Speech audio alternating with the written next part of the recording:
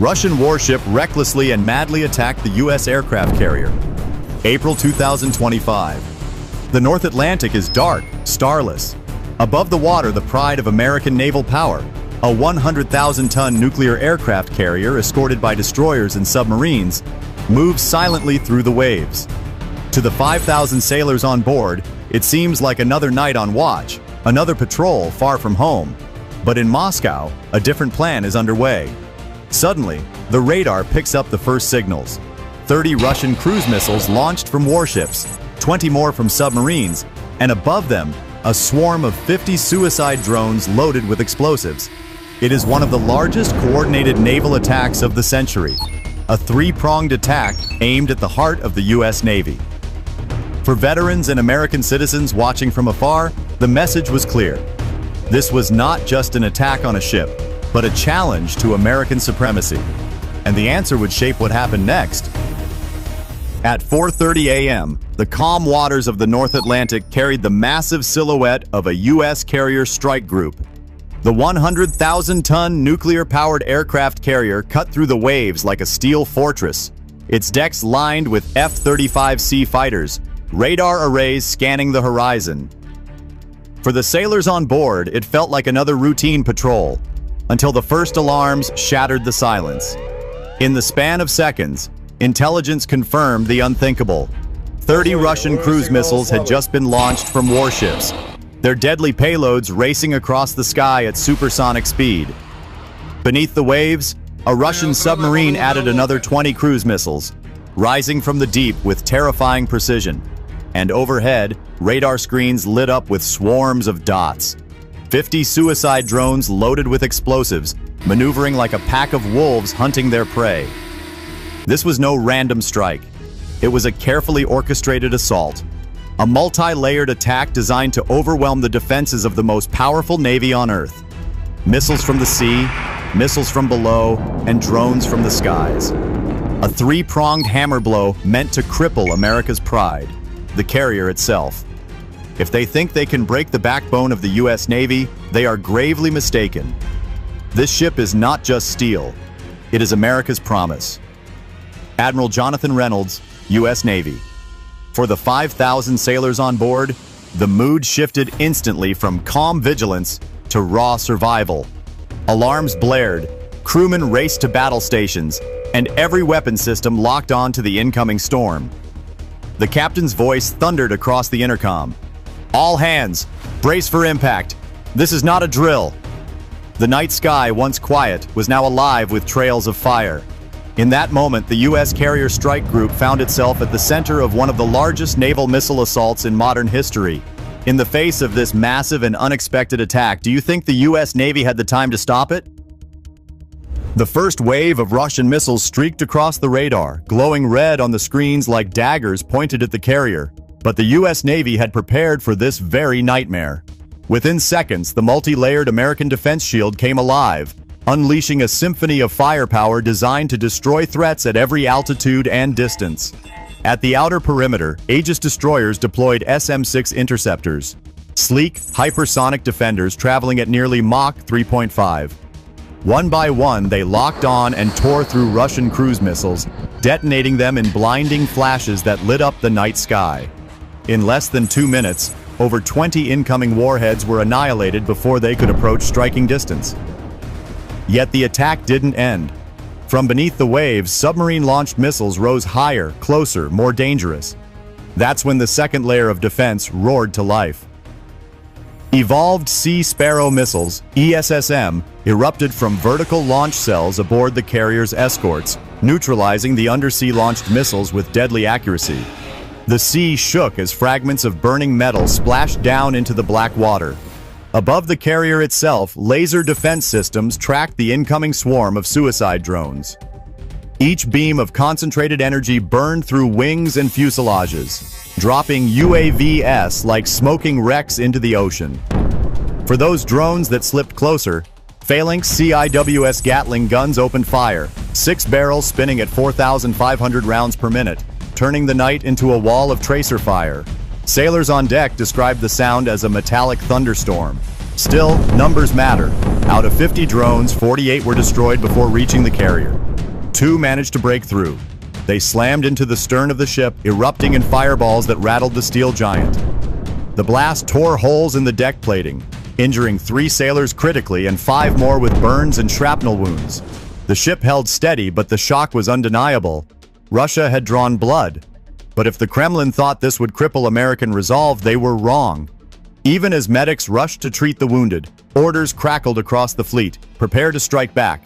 Within moments, launch bays opened. U.S. drones armed with precision mini-bombs rose into the air, engines screaming as they formed swarms. Across the sea, American fast attack craft began powering up, preparing to deliver retaliation with brutal speed. The Russian onslaught had failed to sink the carrier. Now, the U.S. Navy's fury was about to be unleashed. Before entering the sharp counterattack of the U.S. Customs, please like and subscribe to the channel to support us. Now join me in the center of the battle.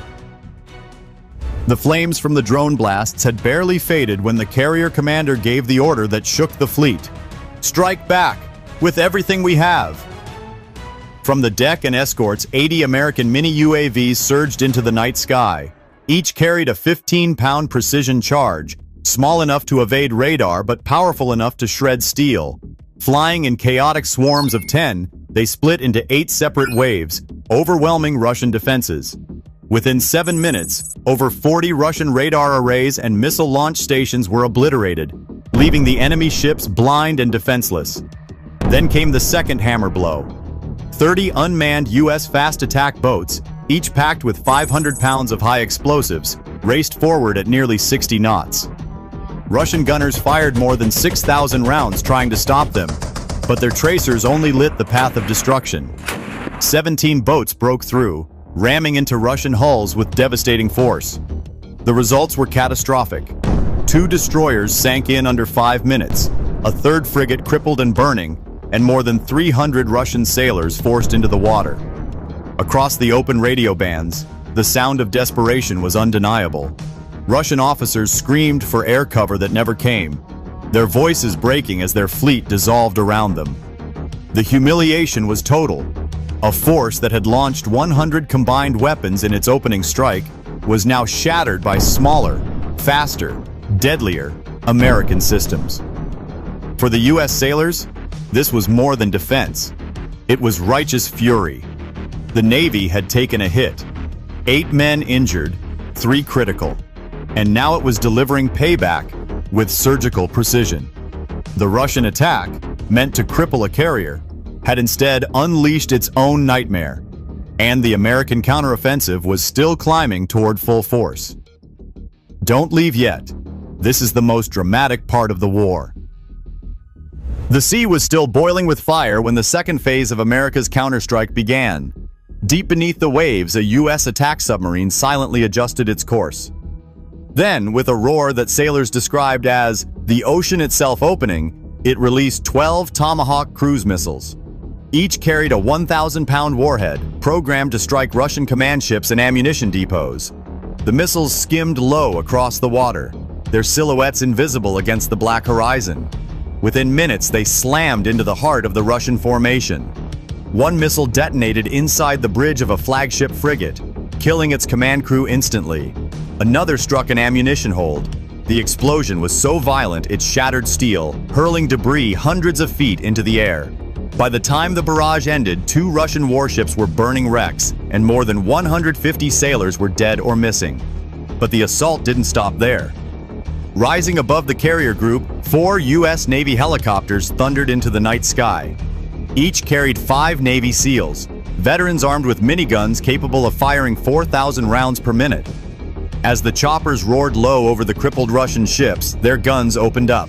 Streams of glowing tracers poured across enemy decks, shredding any weapon still mounted and cutting down pockets of resistance. Survivors dove for cover, but there was nowhere to hide. The contrast was undeniable.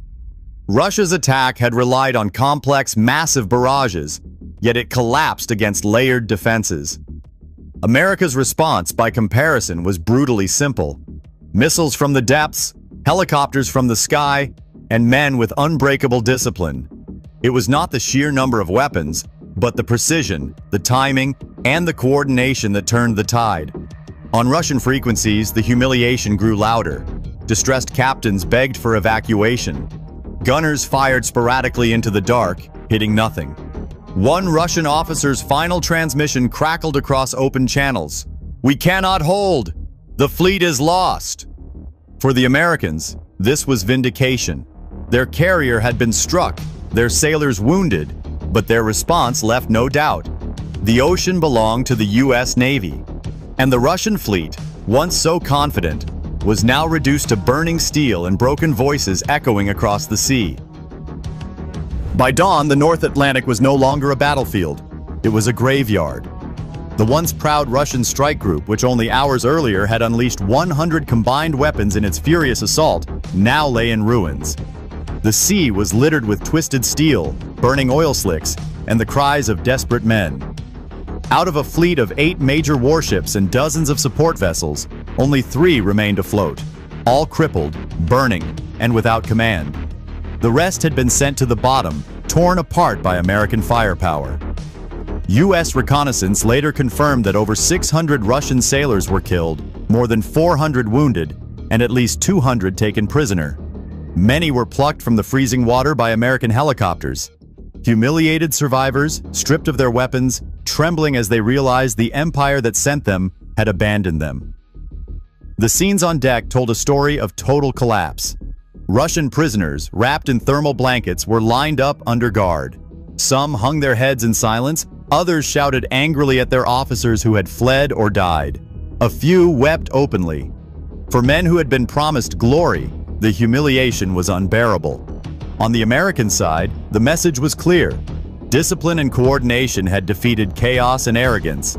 The U.S. Navy hadn't needed endless barrages. Just the right weapons, launched at the right time by crews trained to perfection. 12 missiles from a submarine, 4 helicopters with 20 SEALs, 80 unmanned aerial vehicles, 30 fast attack craft. Together, this carefully orchestrated counterstrike erased an entire Russian battle group in less than 2 hours. As the carrier strike group regrouped, damage control teams repaired the stern of the ship. The injured, 3 sailors in critical condition and 5 more with burns and shrapnel wounds, were stabilized by Navy medics. The carrier, despite the attempted blow, remained operational, its runways ready for flight. The symbol of American sea power had not been broken. It had endured and then delivered justice. For Washington, the images broadcast back home were staggering. The nation saw Russian ships burning like torches, their men rescued not as warriors, but as captives. Veterans watching from their living rooms recognize the echoes of history. When America is struck, it rises stronger. In the end, the battle was not just about missiles and ships. It was about resolve. Russia had gambled everything on one massive strike and lost everything in return. America had shown that courage, training, and unity still rule the seas. And for the millions of older Americans watching, many of whom had lived through the Cold War, the conclusion was unmistakable. The Navy is still the shield of the Republic, and no enemy can break its will. The night had begun with shock and fury. Russia had hurled 100 weapons, 30 cruise missiles, 20 submarine-launched strikes, and 50 suicide drones at a single American carrier. Their goal was humiliation, perhaps even destruction. Yet by dawn, the story was reversed. The U.S. Navy's layered defenses had held. The carrier, though shaken and scarred, still sailed. And the Russian fleet, once boasting of power, had been reduced to wreckage, smoke, and silence. What shocked the world was not just the destruction of ships, but the numbers. 600 Russian sailors dead, 400 wounded, 200 captured. Entire vessels erased in minutes by precise American counterstrikes.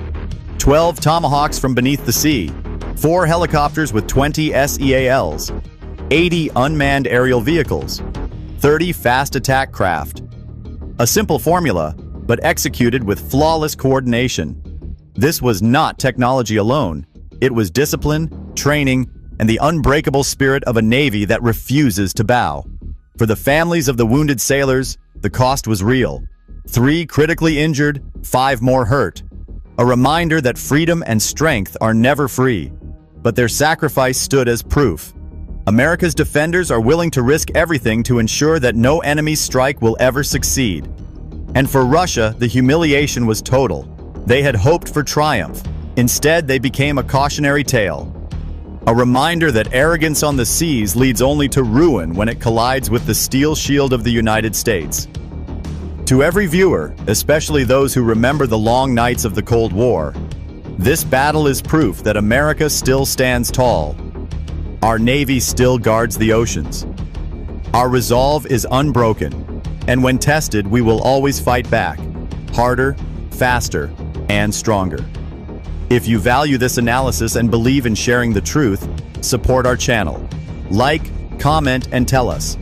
Do you believe America's Navy remains the unchallenged guardian of the seas?